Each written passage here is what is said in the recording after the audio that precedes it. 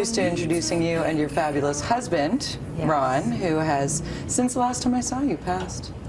And you are here to talk about how we deal with that. And so many of us are touched by loss and feel like we're stuck in it and can't move on. But you are such a positive individual. How do you take us through just the process? Because Ron was sick and then well and then... Yeah. You know what? He was diagnosed in 2009, and even then he was given 4 months to a year to live.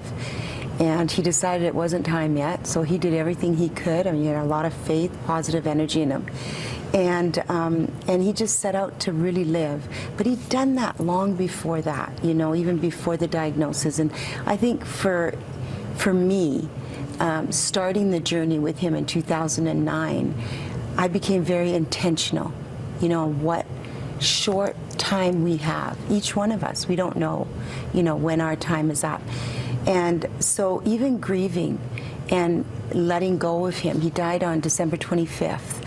And for us, in our family, that was a gift, because he knew that our whole family is always together. He wasn't inconveniencing anybody. We always get together on Christmas, the whole clan, and we're usually away on a vacation or something. And so he always kind of knew he'd be there in our heart with us.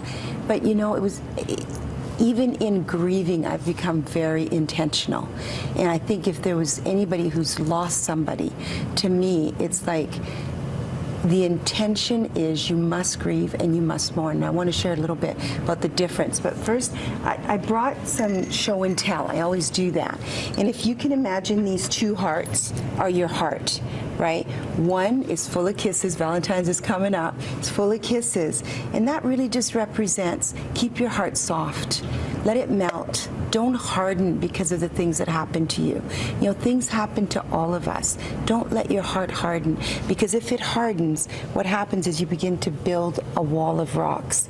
And I had that for too many years with wounds. That's why with the Relationship Bootcamp and the work we do with people, it's all about your heart.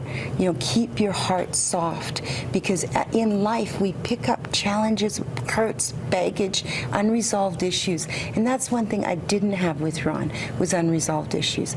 But you know, some people have died and you're left and there's been unresolved stuff. Don't carry that. Don't let your heart harden just because. You know, we talk a lot about forgiveness and things, and maybe somebody's passed and you never forgave them, or they didn't forgive you. You can carry that and harden yourself with it, or you can say, you know what, I need to go fix my heart and get soft again. So for me, the grieving is very intentional. I know it's going to hurt. I know that there's going to be times I'm just going to cry, and I make time for that. And in grieving, nothing is wrong. There's confusion, there's anger, there's the asking of why so young? He was only 52 and had tons of life to live, you know, and we lose people, and you can, so all those emotions are okay, but if you harden your heart, that's where it becomes dangerous. You mentioned this before, which I thought was very interesting, because it is inevitable that we will all face the sad outcome of losing a loved one. The difference between grieving and mourning, and how you approach it when children are involved as well. Yes. I have I had 3 kids and a grandchild. And so we all grieve in different ways, but grieving is personal. You know, I have to allow my 9-year-old, like I have to allow my 28-year-old and my 31-year-old. They all grieve personally. That means crying, that means some outbursts of anger, that means, you know, setting yourself apart, giving yourself time. And grieving is time, you know. I'd like to say you get over it, but no, and as the grieving goes on, it changes a bit. But it's very personal, and it's full of emotions. Mourning is setting up a support system around you. In other words, do you have family? Do you have friends that are around you? Because you know what? When the funeral came, Ron had 2 memorials. He made an impact on people's lives like you wouldn't believe. But through the boot camp, through his personal relationships. But what happens after the memorial is done or the funeral is done, people go back to their lives and they move on.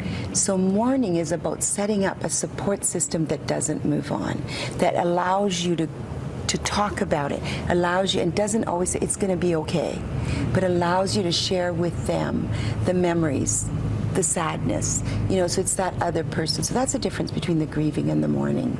And Ron wrote his own eulogy. He did, way before he was ever diagnosed. As you know, we do personal growth seminars, and so and we've been doing that for 20 years. And in our boot camps, in our relationship boot camps, we do what we call a eulogy. So he had done it years before himself, and his eulogy was about how he wanted to be remembered as a dad, how he wanted to be remembered in faith, you know, with the faith he had in his life, that people would remember his faith and his vision, and helping those that were less fortunate, or helping those with the baggage in their hearts that couldn't really enjoy life. And his eulogy was about the difference he made as a husband, the difference he made as a friend, you know. So it was all about how he wanted to be remembered. And when I asked my kids to take part in the memorial, Jenny broke down crying, my oldest, and she said, "Mom, look at how easy he made it for us. He wrote his own eulogy of how he wanted to be remembered." And that's what she was able to read, and adding also what kind of dad he really was, because he was all those things. So again, I'll go back to intentional. You know, part of life is being intentional. How do you want to be remembered if you died? And if you're full of rocks in your heart, there's that hardness around you, that means you haven't really lived. And that's how you'll be remembered by your kids. They're going to wish. There's nothing my kids wish their dad would have had more time to do with them, except time itself.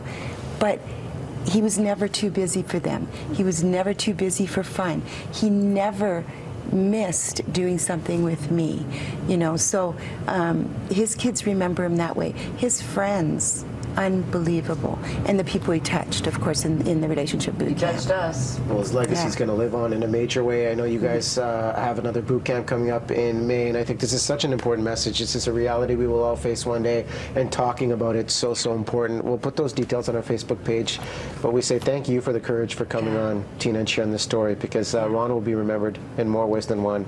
It's all about love. And if they go on the website, they can pick up the book today. With the book today, we're offering 30 minutes of free coaching.